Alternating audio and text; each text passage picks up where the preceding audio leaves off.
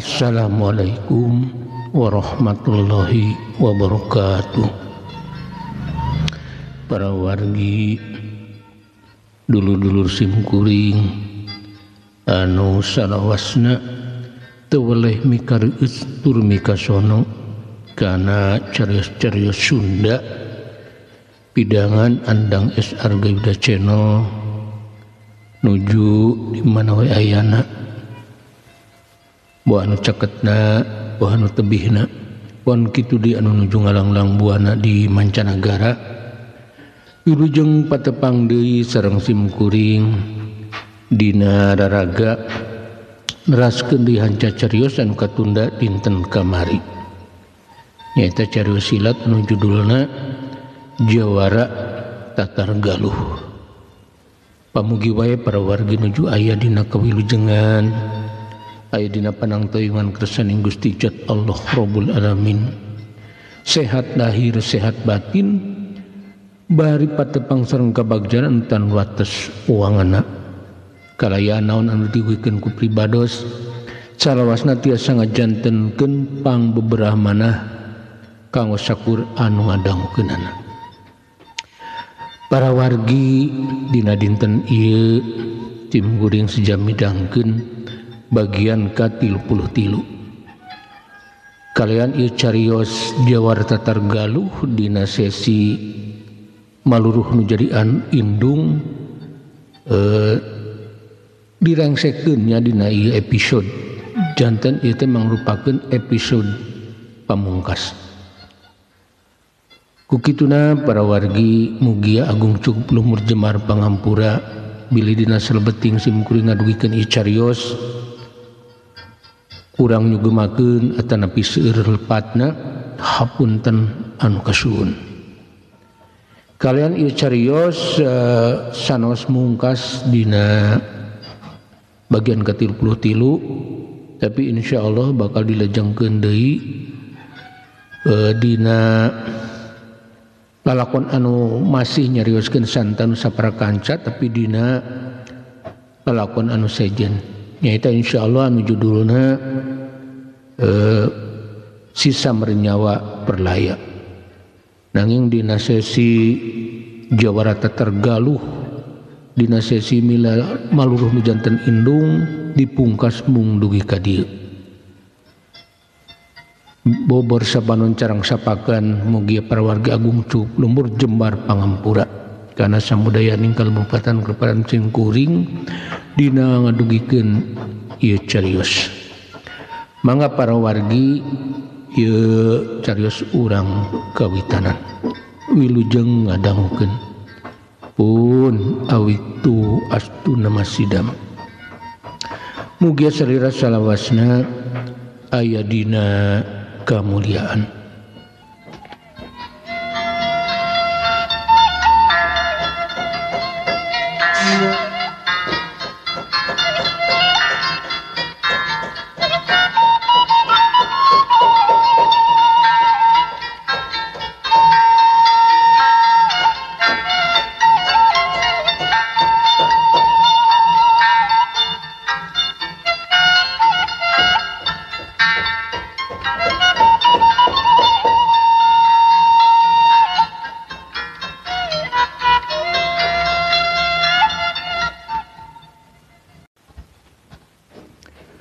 Jawara Tatar Galuh bagian ke-33 atanapi episode pamungkas karyana Andang S. Argayuda.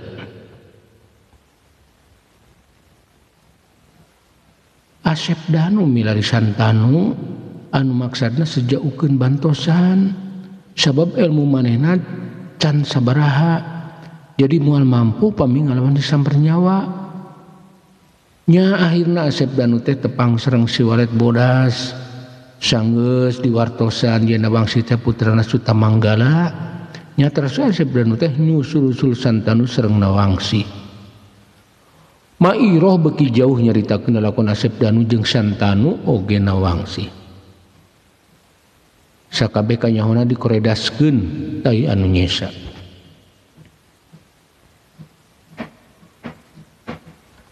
alhamdulillah geuning abdi teh geuning anak abdi teh hirup keneh bari diaping dijaring ku jalma-jalma anu mekah mandirina. Nina wangsi bunga amarwata suta bunga ka giri-giri ka bunga anu tan wates suangna sabab geuning anakna nu disangka ku manehna mah geus maot teh horeng hirup keneh bari aya dina kasalametan.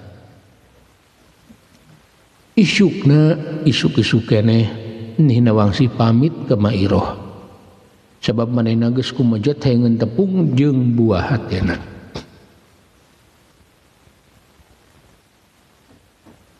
Ece senok mah nataku tapi abdi hayang buru-buru tepang jeung anu jadi anak ke pamitos tepung jeung seunyai mah abdi goge pasti ka dieu deui.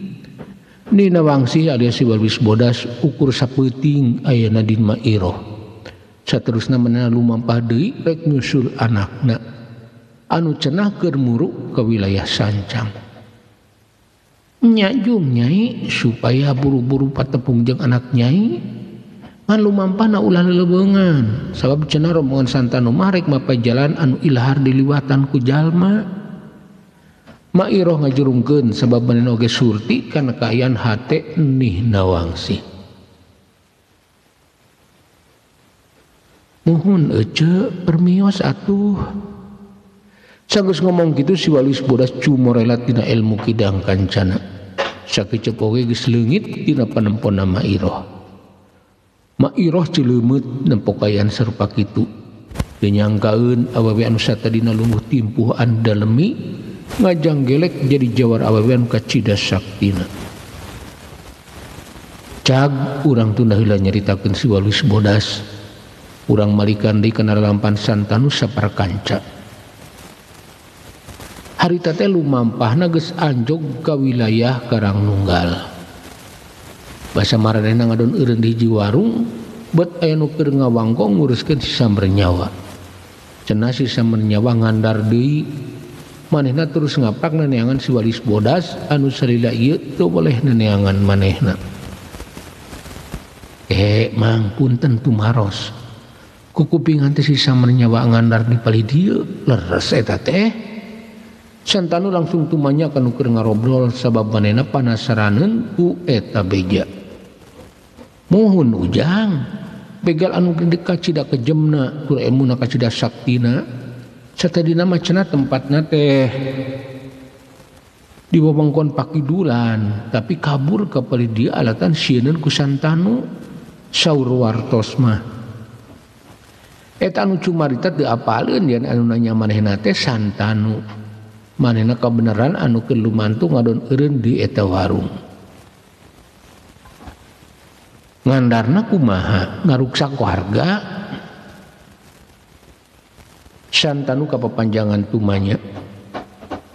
Sabab hayangeun apal aya di mana lebah-lebahna eta si Samber Nyawa. Jawara jahat anu keur diteteangan ku manehna saparkanca. Eta naroskeun we si Walwis Bodas. Lamun anu diterusna nyebut terang teh sok langsung ditandasa hartana dirampas. Si emang anu cumarita ngajawab Santanu bari siga anu hari weus-weus tandanding manehna gede kasieun sabab can apaleun kumaha rupana si Samber Nyawa.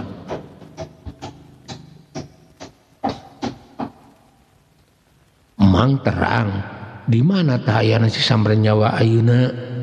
Santanu sakalian ngorek keterangan susugaran jalma teh apaleun aya di mana ari si Samber Nyawa. Saurna mah manehna teh lumampah mur ka Cipatujah margi si Walwis Bodas sok nembongan lebah dinya. Si emang teh neruskeun beja anu kapanggih ku manehna salila ieu. Oh kutan hatur nuhun mang kana wartosna. Santanu mungkas obrolan saterusna babadamian ka balad-baladna. Maksudna ngajak buru-buru miang. Sugan marehna bisa tebung jeung si Samber Nyawa oge si Walwis Bodas.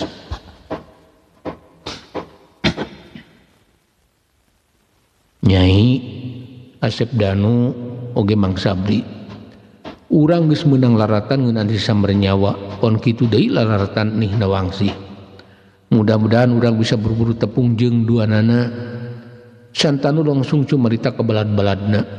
Manehna ngarasa ku kebeneran sabab ku aya nasi sambar nyawa bakal bisa tereh rengse segala urusan.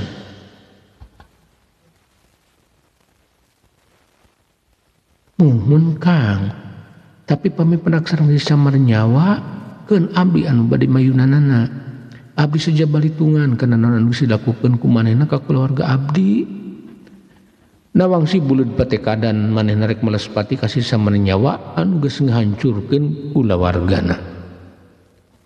Muhun Nyai, tapi kudu hati-hati sabab si samar nyawa kekuatan supranaturalna aya dina tingkat luhur. Santanu najan teu bisa ngahalangan karena tekad dan Nawangsi, tapi manehna mepelingan sabab bisa bernyawa lain jawara samanea. Atuh aya nanaon mah pan aya akang ieu. Nawangsi balik neuteup ka Santanu. Manehna teu sieuneun ku si samber nyawa sabab digedeungeunana aya Santanu. Aya nanaon mah ka manehna Santanu pasti nulungan. Kitu ceuk anu aya dina pikir Nawangsi. Emang oge kedah ngiring balitungan kasih samber nyawa. Margi emang rek melespati kasih samber nyawa. Jadi urang bebarengan wae. Asep Danu mairan obrolan sabab manehna oge boga urusan jeung samber nyawa anu geus mayan lanceukna. Kapan pangna manehna lumantung jauh oge tujuanna rek balitungan jeung si samber nyawa. Mangrupakeun tugas ti almarhum anu jadi bapana.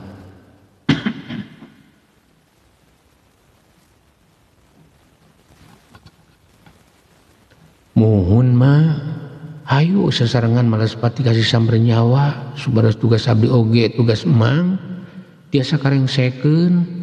Nawangsi nya tujuan kana niatna Asep Danu sabab Asep Danu oge sarua boga kewajiban pikeun malespati kasih samber nyawa. Lamun kitu mah yu atuh urang neruskeun lampah wae bilih si samber nyawa kabujang penak sareng si Walwis Bodas. Santanu langsung muancak sangkan buru-buru miang muru ka wilayah Cipatujah supaya bisa nyusul si samber nyawa kelan susuganan bisa tepung jeung si Walwis Bodas. Santanu teu apaleun yen si Walwis Bodas pas salia jalan jeung manehna.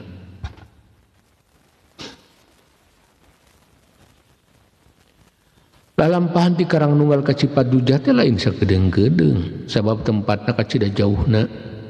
Harita oge bangsa basa mangsa reupreupan Santanu saparakanca karek anjog ka lembur menol. Maranehna langsung menuju warung anu diburuanana eta tangkal kadongdong. Pas dina lawang pager bet aya saurang awewe ngora kaluar ti eta warung. Anehna eta awewe ngora teh bet ujug-ujugna jenghok barang ningali Nawangsi. Nyai, aya naon bet ningal rombongan sim kuring siga anu reuwas. Kuring sabarakanca mah lain jalma jahat, ukur sejangadon dahar. Santanu tumanya ka eta awewe ngora anu tetela eta teh Darsina. Awewe ngora anu pernah ditulungan ku Walwis Bodas. Henteu sieun abdi mah. Mung eta si teteh geuning rupina nyeples Walwis Bodas.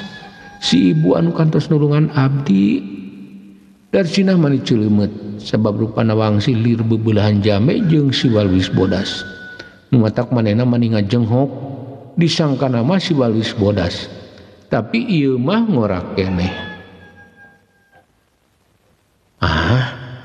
Di mana nyai tepang sareng si Walwis Bodas? Santanu ngarenjag. Manehna jadi panasaraneun ku katerangan di awewe ngora. Sabab make nyabit-nyabit si Walwis Bodas. Ari eta si teteh sana ibu Walwis Bodas. Keukeuh Darsina ngarasa panasaran sabab berupa Nawangsi teu dipicen sasieur siga Walwis Bodas. Abdi Nawangsi pami dipercanten mah abdi teh putrana anu gaduh nami si Walwis Bodas. Nawangsi langsung ngaku salaku anak si Walwis Bodas. Sabab ceuk ieu awewe ngora teh rupa si Walwis Bodas nyeples dirina. Jadi ngerasa yakin dan si Walwis Bodas teh pasti indungna.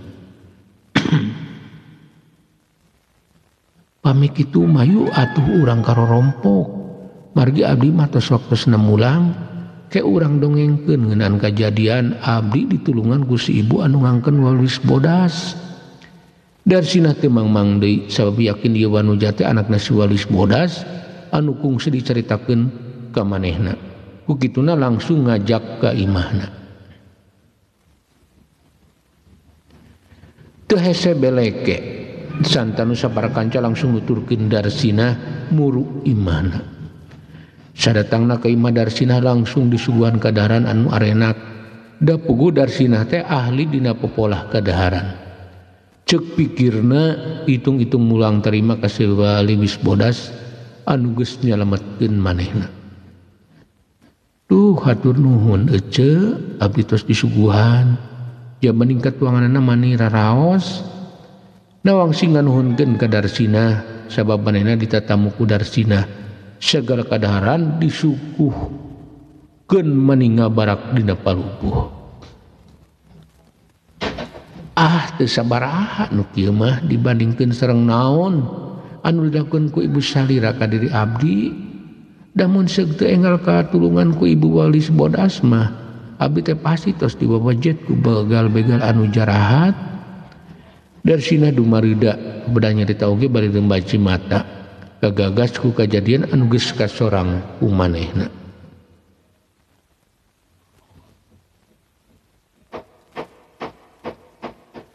Cik punten dongengkeun ece kumaha kajantanana anu kalaman ku ece sareng walis bodas teh. Abdi nuju maluluh anu jadi induk majar cenah namina jadi si walis bodas. Ari nami aslina mah nih Nawangsi. Buah uhun eta teh indung abdi. Nawangsi hari beus-beus meta pangdongengkeun deui lalakon anu kajadian ku Darsina mangsa tepung jeung si walis bodas. Kieu dongengna teh teteh. Deg-deg we Darsina teh ngalalakonkeun kajadian anu kaalaman ku dirina tug nepi ka ditulunganna ku saurang awewe kolot anu ngaku ngaran si walis bodas. Sakabeh anu dipikanyaho ku manehna dicaritakeun ka Nawangsi sabalad-balad daya nu kaliwat.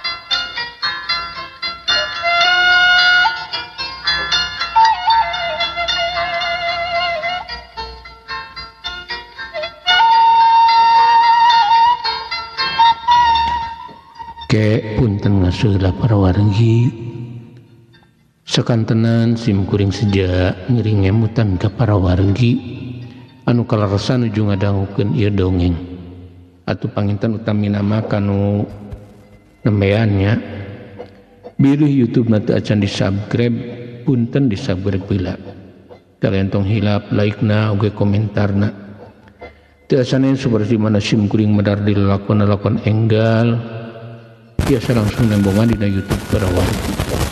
Atur nuhun kana perhatosanana. Mangga urang lajengkeun.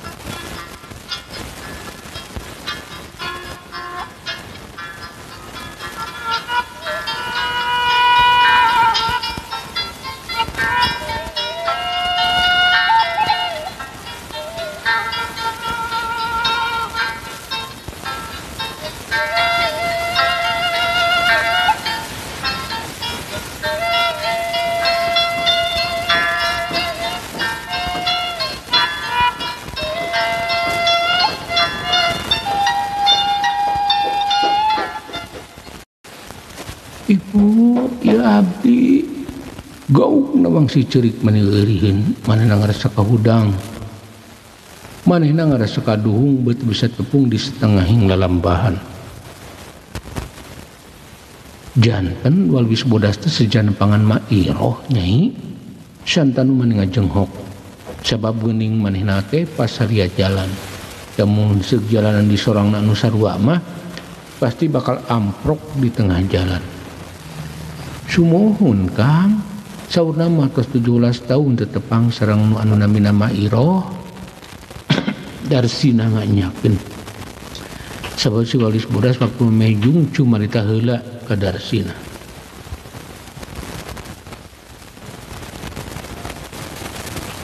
Kumaha waktu ngobrol sareng nyai dicacarios ngeunaan putrana santanu tu menyadei sugan aya keneh beja nu can dicaritakeun.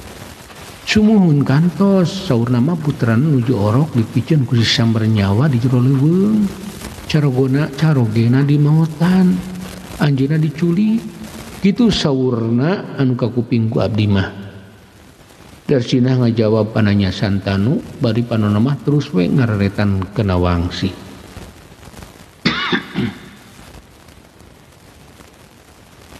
Eta katerangan ngayakinkeun yen si walis bodas teh nih nawangsi.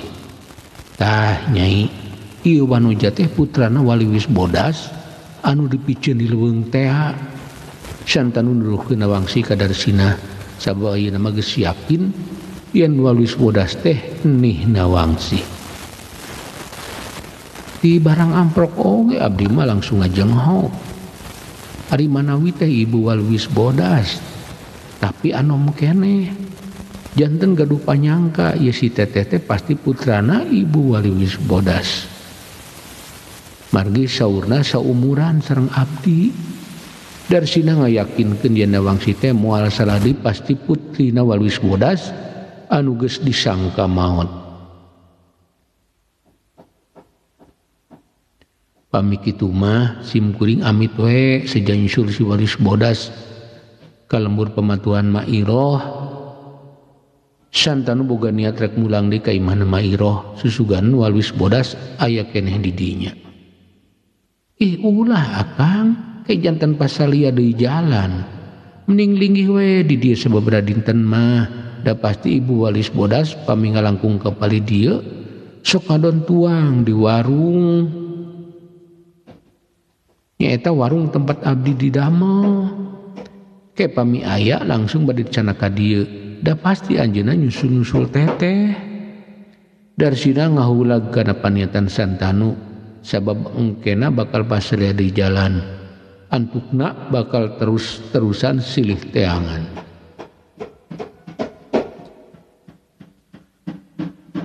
Muhun leres pisan saena kitu urang nurut we kana sarana si Ece Kang. Nawangsi satujueun kana usulna Darsina sabab emang segala ucapan Darsina asup akal da pasti indungna teh sabada ngarengedongeng Mairoh bakal langsung nyusul manehna jadi mending ditungguan wae di imahna Darsina. Antukna sararea sapuk rek ngareureuh heula di imah Darsina ngadaguan sugaran si walis bodas nyusul manehna. Kabeneran di eta imah teh emang ukur tempatan ku Darsina da indung jeung bapana mah imahna teh teu jauh ti warung bibina.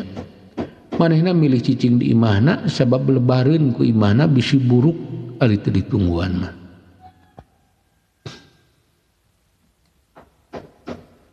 Dua poe ti harita aya saurang awewe tengah tuwuh ngadon eureun di warung anu diburuanna aya tangkal kadongdong.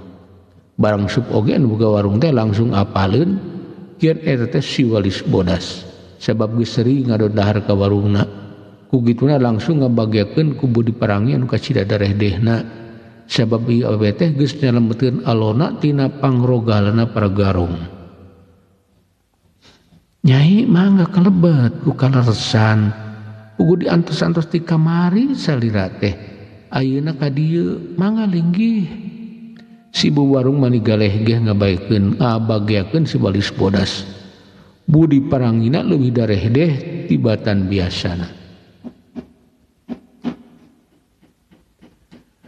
aya naon kitu Ibi nganggo nungguan sim kuring. Si Waluis Bodas kageteun bet cenah manehna daguan ti kamari keneh disangkana mah aya karaman atawa aya nu diganggu ku jalma jahat. Eta pun alo anu kantos ditulungan ku salira saurna aya anu kalintang pentingna bakal anu didugikeun cenah. Si Bubarung langsung ngabejakeun naon pangna si Waluis Bodas di daguan salila ieu cenah nu boga perlu nama alona. Oh si Nyai di mana ayeuna si Nyaina? Si Waluis Bodas karek ingetin ka Darsina wanoja anu kungsi ditulungan ku manehna.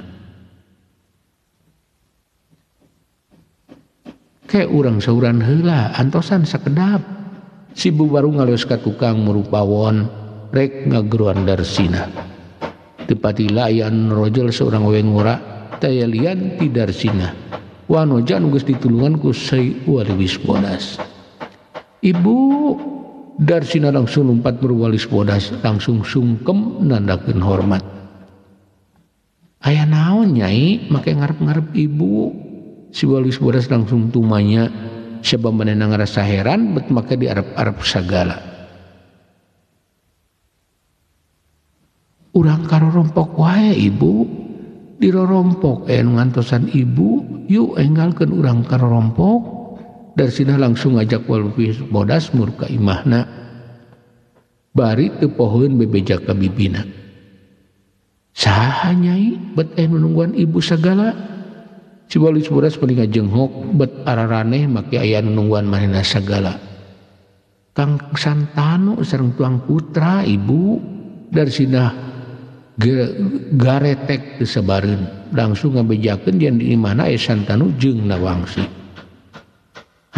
Santanu jeung Nawangsi nam atuh Nyai urang buru-buru.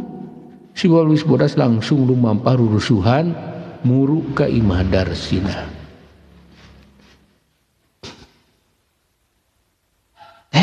Teteh Darsina langsung ngagerok ka Nawangsi ti pakarangan keneh. Manehna hayangeun buru-buru nembongkeun si Waluis Bodas. Aya naon ceuk? Nawangsi norjol di jero imah, tapi sanggeus ngucap kitu langsung calangap bangun kaget. Di buruan aya awewe papakean sing sareng Bodas, rupana nyeples dirina. Iya tuang ibu teteh. Darsina langsung we cumarita nyebutkeun si Waluis Bodas teh indung Nawangsi. Sabab ceuk pikirna geus moal salah deui, ieu Nawangsi teh anak si Waluis Bodas.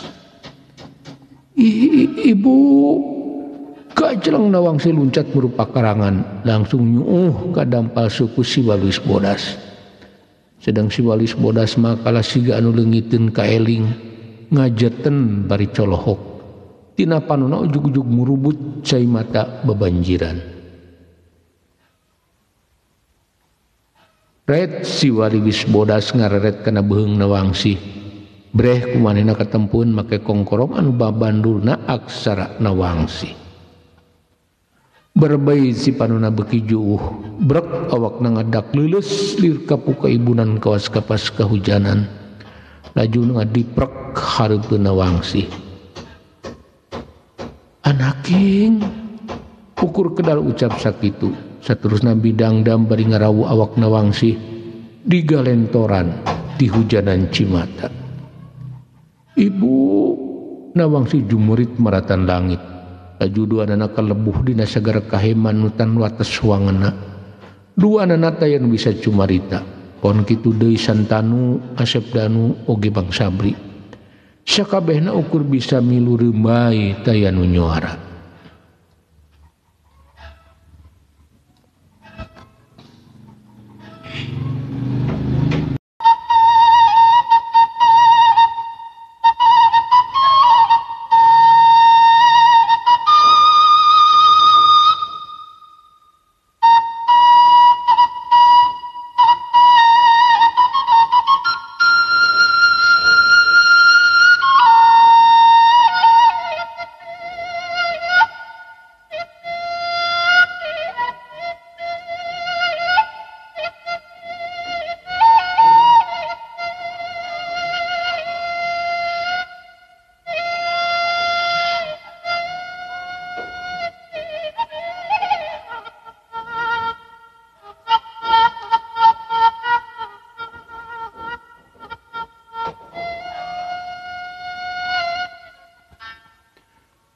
Nuhun para wargi. Rupina cariyos nyambung anu judulna Jawara Tatar Galuh dina versi Maluruh nu jadi indung dicekapkeun mung dugi ka di enjing atanapi pageto manawi urang dipareng umur anu panjang tiasa ditepangkeun deui dina kalajengan dicarios. Suksanaos dicarios parantos tamat dugi ka dieu nanging lelampahan